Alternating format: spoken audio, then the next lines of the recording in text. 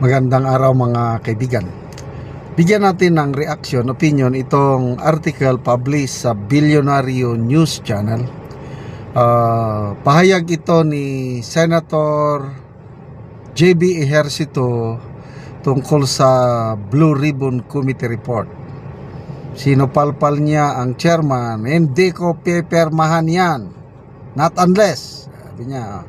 Ito ang title, Ejercito won't sign unless contractors name in Blue Ribbon Report. Wow.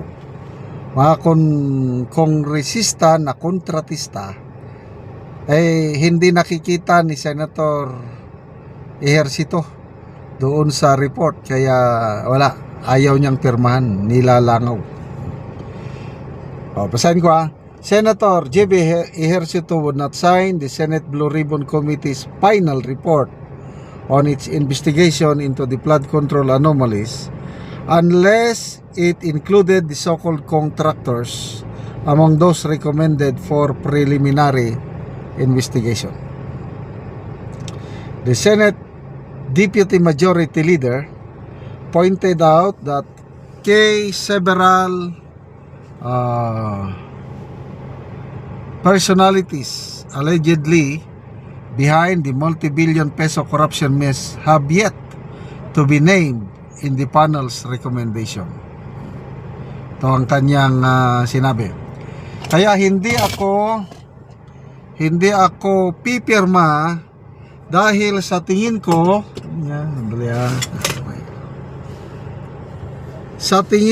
kulang pa ito. Kapag nakita kong kasama na yung mga kontraktor na congressmen, baka maaring pumirma ako, sabi niya sa isang interview. Hindi pa ako satisfied na yung mga tunay na may sala o yung mga tunay na salarin, mga major players na talagang nagsimula ng mga ito, sa tingin ko hindi kasama doon sa mga recommended. Salamat po, Senator Ejercito. Yan ang tama. Sa ngayon, according to Senator Ejercito, 5 pa lang, apat pa lang ang nakapirma. Kailangan ng 9 na pirma. So, kung hindi makaabot sa 9 ang pipirma, para hindi naman maibasura, kailang wala na, patay na yung report, hindi na aakyat sa plenaryo, hindi na nila ma-approve. So bali wala. So ang nakalagay lang kasi doon, 3 senador, kapatid ni Senator Ejercito yung isa, si Jinggoy Villanueva Escudero. Well lang na alam naman natin, nagsimula yung flood control mess na yan sa Kongreso. Kalokohan, yung senador lang ang yung kwan. So palagay ko wala na yan, hanggang 4 na lang yan. Mahirapan sila kasi ayaw pipirma lahat ng mga members sa Blue Ribbon na minority block, ayaw pipirma. Ang alam ko dyan, 5 from the minority block are members of the Blue Ribbon, ayaw nilang pirma. Kahit sa majority, ang sigurado sa majority na ayaw pipirma, yung 3 na yan, Ejercito, Gatchalian, and Zubiri. So malaking malaking kahihiyan on the part of the chairman. Dahil siyang chairman, ibig sabihin kulang-kulang ang investigasyon niya. Kasi iba ang paningin ni Senator Lacson.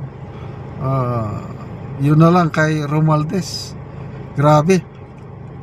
Alam naman natin anong papel ni Martin Romualdez at saka ni Saldico. Hindi pa pumutok ang flood control scam. Sinabi na ni BP Sara na 2 lang ang tao na nagko-control budget sa Pilipinas, Saldico at Martin Romualdez. So doon sa DepEd, grabe sa DepEd pala noon. Kung ano yung ni-request na budget ng DepEd, dadagdagan nila. Pagdagdag nila, kanila na yun. Wala nang pakialam ang DepEd Secretary. Ayaw ni BP Sara nun.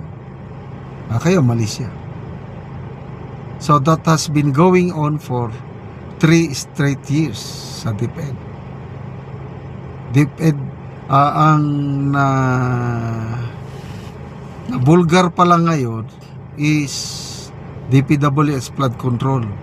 Wala pa yung mga kalukuhan pinaggagawa nila sa DepEd, sa DA, sa pati AFP, pinakialiman yung 15 billion na pundo para pagpatayo ng mga barracks, training facilities. Wala rin.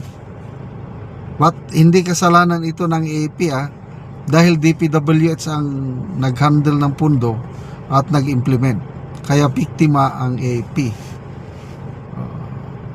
So ang daming kapalpakan ng administrasyong ito na hanggang flood control pa lang ang iniimbestigan eh. Ang gusto ng mga kongresista, gagawa sana ng batas para magkaroon ng Independent People's Commission na may kapangyarihan, may sariling pundo para tuloy-tuloy ang investigasyon sa korakutan sa infrastructure projects. Wala pinatigil na ng Pangulo. ICI hanggang March 31 lang dahil tapos na daw ang trabaho nila. So ilan lang yung nairekomenda ng ICI? 8 kongresista lang na puros mga small fees. Hindi daw kasama doon si Romualdez. So anong ibig sabihin nun? Wala na, ligtas na. Saldico naman nasa Portugal, hindi na nila mapakialaman, ligtas na rin. So ano talaga, makikita nyo, sarswela lang talaga itong investigasyon. Yung sinasabi ng Pangulo na mahiya naman kayo, pwedeng mabaktuyo sa kanya na mahiya ka naman. Okay, salamat mga kaibigan sa inyong pagsubaybay sa channel na ito. Nakakatulong kayo ng malaki sa tribong Talanding ng Bukidnon dahil ang income natin sa channel na ito is pantulong po sa tribo. Namimigay tayo ng libreng yero at pako para makapagpatayo naman sila ng mas maayos na tirahan. Panoorin niyo ang video na ito. Karon mo na ni ang atop sa natagaan na mo og gero. So dako na gid kayo ang mga buslot.